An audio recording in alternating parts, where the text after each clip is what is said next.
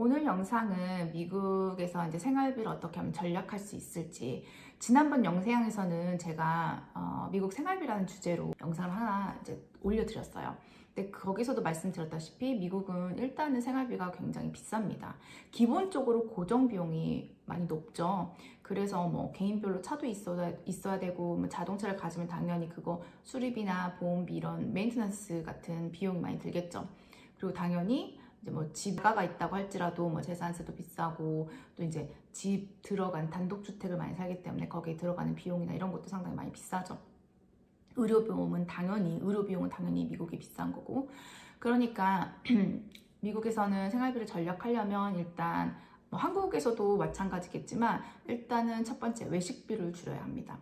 특히 미국 같은 경우는 이제 모든 기본적으로 서비스 업종에 팁이라는 문화가 있어요. 그래서 뭐 머리를 자르러 가는 미용실에도 붙을 수도 있는 거고, 뭐 우리가 사용하는 택시나 뭐 우버 아니면 리프트 이런 것도 다 팁을 줘야 하잖아요. 자기가 뭐 주문한 상품이나 서비스에 대한 가격 플러스 뭐 15%에서 20% 이렇게 팁을 이렇게 주는 문화이기 때문에 어떤 데 가면 그냥 자동으로 팁까지 계산해서 딱 나와요. 그러니까 이런 팁 문화 때문에 뭐 15% 20%가 좀 작은 돈은 아니잖아요, 솔직히. 뭐 거기다 또 미국은 세일즈 텍스라고 해서 세금이 또 붙죠, 나중에. 그러면 자기가 먹은 가격 플러스 팁 15%에서 20% 플러스 뭐 세일즈 텍스 이제 세금이죠. 세금 내면은 내가 먹은 값은 뭐 40불치 뭐 음식을 먹었는데 그 40불에서 뭐 20% 팁 내고 그러면 거의 8불이죠. 거기다가 세일즈 텍스까지 나가면 거의 50불 이상은 생각을 하고 가셔야 돼요. 그러니까 이런 게 모이다 보면은 외식비 무시할 수 없잖아요. 그래서 일단은 외식비를 가장 먼저 줄여야 될 것 같아요. 미국은 기본적으로 외식 굉장히 많이 합니다. 이게 미국 사람들 같은 경우는 밖에서 이렇게 음식 먹고, 아니면 자기가 이제 테이크아웃이라고 하죠. 그러니까 뭐냐면 음식 그냥 식당에 미리서 주문해 놓고 그 자기 몇 시에 이제 픽업 가는 거예요. 그러니까 찾아오는 거예요. 그러면 이제 팁을 안 줘도 되죠. 그리고 그냥 집에 와서 먹으면 되니까. 그렇지만 결국 어쨌든 그렇게 사서 먹는 거를 굉장히 많이 음식도 사서 드시더라고요, 미국은. 특히 이제 막 바쁜 사람이면 당연히 그러겠지만 늙으신 분들도 굉장히 이렇게 테이크아웃 그런 거 많이 해가지고 외식들을 많이 하세요, 미국은. 그러니까 일단은 외식비를 줄여야 되고, 이제 두 번째 같은 부분은, 이거는 제가 많이 하는 방법인데, 미국은 기본적으로 이제 기본 생활 필수품이죠. 뭐 세제라든지 아니면 화장지, 뭐 샴푸, 비누 뭐 이런 게 많이 싸죠, 한국보다는. 그리고 식자재, 그러니까 외식을 하지 않고 그런 뭐 채소나 과일 뭐 이렇게 제가 사 먹는 음식 값은 그래도 한국보다는 더 싼 것 같아요. 그래서 그런 것들이 이제 세일할 때, 할인할 때 이제 좀 많이 사놓는 거예요. 뭐 결국에는 화장지나 뭐 세제 이런 것도 결국엔 살 거잖아요. 나중에 필요할 거기 때문에 미리서 많이 사놨다가 뭐 이렇게 창고나 아니면 이제 가라지 같은 데다가 이제 이럴 때 이제 쟁여놓는 거죠. 그런 거를 어차피 사야 되니까. 그런 거는 이제 제가 많이 하는 방법이고요. 그리고 자주 먹는 음식 같은 것도 이제 냉동실이 크거나 이제 저장 공간이 있으면 그걸 이제 한꺼번에 냉동실에 얼려가지고 나중에도 이제 빼서 먹을 수 있게 그렇게 하는 방법을 좀 많이 사용하고 있어요.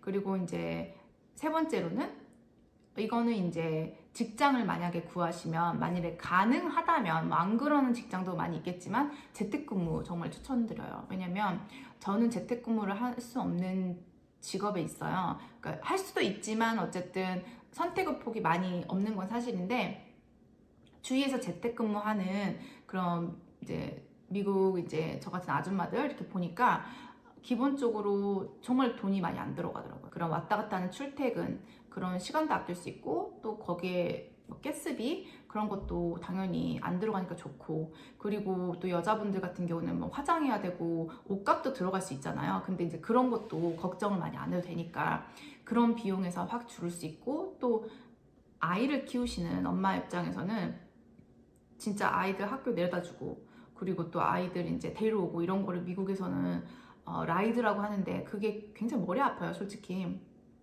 자기가 못할 경우는 뭐 주위 사람한테 부탁을 해야 되고, 그럴 때는 당연히 돈이 들어가겠죠. 아니면 이제 사설 프로그램, 이제 학원 같은 개념이죠. 이제 아이를 좀 맡아주는 데서도 이제 버스 운행 같은 걸 하거든요. 그럼 거기다가도 당연히 돈을 내서 해야 되기 때문에, 근데 재택근무를 하시는 분들은 그런 면에서 굉장히 좀 이렇게 플렉서블 하잖아요. 이렇게 좀 유용하게 시간 조절을 할 수 있으니까, 그러면 이제 자기 아이들 데려다 주고 데려오고 이렇게 하는 그런 부분에 대해서 머리 아픈 골치 아픈 부분들에서 시간도 절약할 수 있고, 또 이제 돈도 절약할 수 있는 부분이 되겠죠.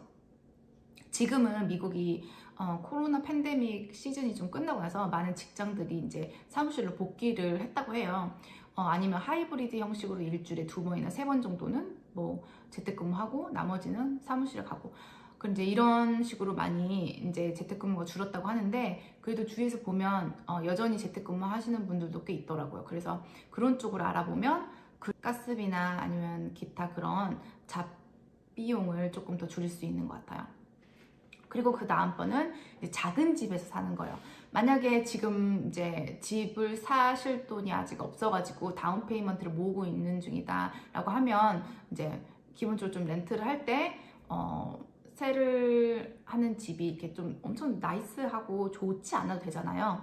이제 그런 면에서 좀 비용을 좀 줄여서 다운 페이먼트 비용을 조금 더 많이 이렇게 저축할 수 있는 그런 방법을 빨리 저축할 수 있게끔 할 수 있고, 그렇지 않을 경우에 이제 만약에 자가가 있다 그러면 좀 작은 집을 선택을 하는 거죠. 왜냐면 일단은 미국에서는 큰 집을 갖고 있으면 큰 집 관리 비용 이런 거 굉장히 많이 들죠. 재산세가 일단은 비싸고, 그거 외에도 집이 크다 보니까 뭐 겨울에는 히터비가, 난방비가 더 많이 들고, 여름에도 이제 그 에어컨비 그런 거 많이 들잖아요. 제가 살고 있는 여기 달라스는 굉장히 더운 주라서 정말 에어컨이 없으면 살 수가 없습니다. 선풍기도 안 돼요. 너무너무 덥기 때문에. 우리나라 기준으로 막 40도 이상쯤 되고 이러기 때문에.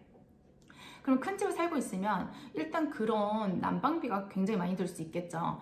그래서 여러 가지 면에서 어느 정도 돈을 모으시고 좀 더 이제 은퇴나 이런 거를 위해서 저축을 더 많이 하고 투자를 더 많이 하고 싶으시면 작은 집에서 일단은 살고 있는 게 조금 더 돈을 줄일 수 있는 방법 같아요. 특히 이제 아이들이 이제 사춘기가 되고 티네이저가 되면 당연히 좀 더 큰 공간이 필요하겠죠. 저 같은 경우는 이제 아이들이 초등학교 저학년들이라서 아직까지는 제가 살고 있는 집이 그렇게 작다고 생각되지가 않아요. 기본적으로 이제 방 3개에 이제 화장실 2개, 이제 거실 있고 좀 놀이방 있고 주방 좀 큰 편이고 이런 식인데, 아직까지는 이렇게 큰 무리가 없는 것 같고, 이제 그 대신 이제 돈을 좀 절약할 수 있는 거죠. 여러 가지 면에서. 나중에 이제 아이들이 이제 뭐 티네이저가 되고 사춘기가 돼서 이제 더 큰 공간이 필요하면 이제 그때 가서 조금 더 큰 공간으로 알아보면 되겠지만, 아직까지 지금까지는 굳이 큰 집으로 옮겨야 될 필요성을 못 느끼고 있어요. 그래서 그런 식으로 조금 더 작은 집에 살면서 돈을 조금 더 이렇게 세이브하고, 그리고 그 여유 자금으로 다른 은퇴 자금이나 아니면 투자에 조금 더 사용할 수 있으면 그게 더 좋은 것 같아요. 그리고 5번째, 이거는 건강관리죠. 그러니까 미국에서는 의료 비용이 너무너무 비싸기 때문에 의료보험이 있다고 하더라도 내가 내는 비용이 굉장히 많아질 수 있기 때문에, 의료보험이 없든 있든지 간에 건강관리는 정말 필수인 것 같아요. 뭐 미국은 65세 이상이거나 아니면 저소득층이 아닌 이상은 국가에서 국가보험이라는 게 없잖아요. 그래서 대부분 사람들이 직장을 통해서 의료보험을 이렇게 받고 있는데, 그렇게 직장을 통해서 의료보험을 받고 있다고 하더라도 자기가 내야 될 돈이 있어요. 뭐 회사마다 다르겠죠. 어떤 회사들, 정말 좋은 회사들은 뭐 회사가 100% 의료보험 지원을 해준다라는 회사도 있지만, 제가 아직까지 본 회사들은 거의 대부분의 회사는 일단은 그 인플로이어, 회사가 내는 비용이 있고, 또 이제 인플로이, 직원이 내야 되는 의료보험비가 있어요. 그러니까 매번 이렇게 매 다달마다 이제 그렇게 있기 때문에, 의료보험이 있다고 하더라도 내가 내야 되는 비용이 있고, 플러스 의료진을 봤을 때도 또 거기서 이제 청구가 돼요. 빌 청구가 되죠. 근데 그게 참 웃긴 게, 미국은, 저는 진짜 미국 의료보험 시스템이 쉐이디한 시스템이라고 생각하거든요. 그러니까 되게 좀 약간 검은 장막에 이렇게 베일이 많은, 숨기는 게 많은 것 같아요. 굉장히. 왜냐면 어느 누구도 내가 의사를 받고 진료를 받을 때 내가 결국엔 내야 될 비용이 얼마인지를 아무도 몰라요. 병원도 모르고 의사도 모르고 아무도 몰라요. 결국에는 의료보험 회사에서 나한테 몇 달 후에 이제 비일 청구가 와요. 너가 내야 되는 비용이 이거고, 뭐 병원에서는 이걸 얼마를 청구했는데 병원에서 내야 될 비용은 이거고 결국에는 네가 내야 될, 네 주머니에서 나가야 될 돈이 이거다, 이렇게 오는데 그거를 누가 결정하는지 아무도 모릅니다, 미국에서. 그러니까 너무 웃겨요. 그러니까 매달 이렇게 생활하는데 여유 자금이 크지 않으신 분들도 많이 있잖아요. 그럴 경우에 이렇게 뭐 식구 중에 아픈 사람이 있어서 이렇게 의사를 자주 봐야 되고 이런 경우에도 이런 부분이 큰 걸칫거리로 올 수 있는 거죠. 아무리 의료보험이 있다고 하더라도. 왜냐면 그게 얼마가 될지 모르기 때문에. 또 약 같은 경우도 뭐 보험 회사에 따라서 이 보험은 뭐 이 약은 커버가 되는데 이 약은 커버가 안 된다. 아니면 커버가 돼도 네가 50% 돈을 내야 된다. 뭐 이런 식으로 굉장히 복잡해요. 보험이 있어도 또한 무슨 뭐 여기 병원은 커버가 되고 여기 병원으로 가면, 다른 병원으로 가면 뭐 네가 전부 다 내야 되고, 뭐 이 병원은 커버가 되지만 그 의사 중에 이 의사는 또 커버가 되는데 다른 의사는 커버가 안 된다. 막 이런 것도 있어요. 그렇기 때문에 의료보험은 너무 복잡합니다. 일단은 너무 복잡해요. 이게 정말 우리나라 같은 의료보험은 정말 정말 투명한 것 같아요. 왜 우리는 다 그렇잖아요. 한국 가서 의사 보기 전에 진료 비용은 얼마입니다, 먼저 알려주잖아요. 그렇기 때문에 얼마나 그게 정말 소비자들한테나 환자한테 큰 부담을 안 주는 건지 진짜. 왜냐면 자기 비용에 따라서 내가 치료를 오늘 받을 건지 아니면 다음 달 받을 건지 이런 것들을 좀 어느 정도 내가 결정을 할 수 있잖아요, 한국에서는. 근데 미국은 그런 비일 청구 받는 기간도 막 몇 달씩 걸리고 이렇기 때문에 굉장히 비효율적인 나라예요, 솔직히 의료 체제에 대해서는. 그래서 일단 건강관리가, 식구들 건강관리, 자기 건강관리가 굉장히 중요한 것 같아요.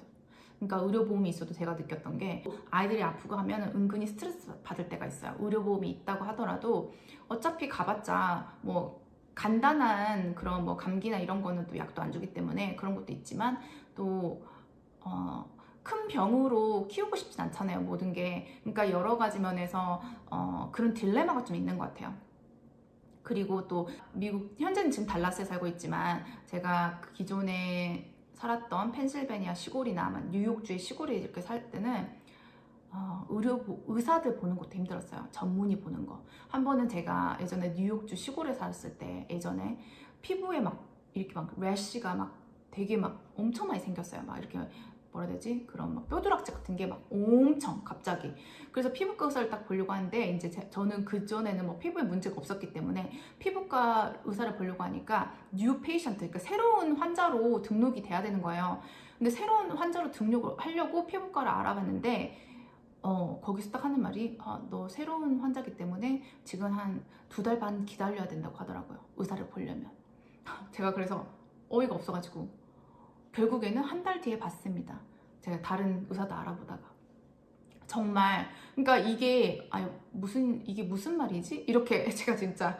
근데 지금 여기 대도시는 그래도 대도시다 보니까 이제 여러 가지 병원이나 의사들이 굉장히 많아요. 그래서 다행스럽게도 여기서는 이제 뉴 페이션트라고 하면 뭐 이틀에서 3일 안에는 그래도 금방 보더라고요. 그러니까 이게 이틀 안에나 3일 안에 금방 본다는 게 참 감사했어요. 그래서 한국하고 비교하면 이게 돈도 많이 들어가고 서비스 질이나 아니면 그런 어떤 내가 감당해야 되는 그런 비용이라든지 아니면 스트레스, 이런 면에서 미국은 한참 떨어지죠, 한국에 비해서 솔직히. 그래서 오늘은 5가지 미국에서 돈을 좀 절약해야 되는 방법, 절약할 수 있는 방법 5가지 대해서 좀 알아봤고요. 다음 영상에서는 또 다른 주제로 찾아뵙도록 하겠습니다. 감사합니다.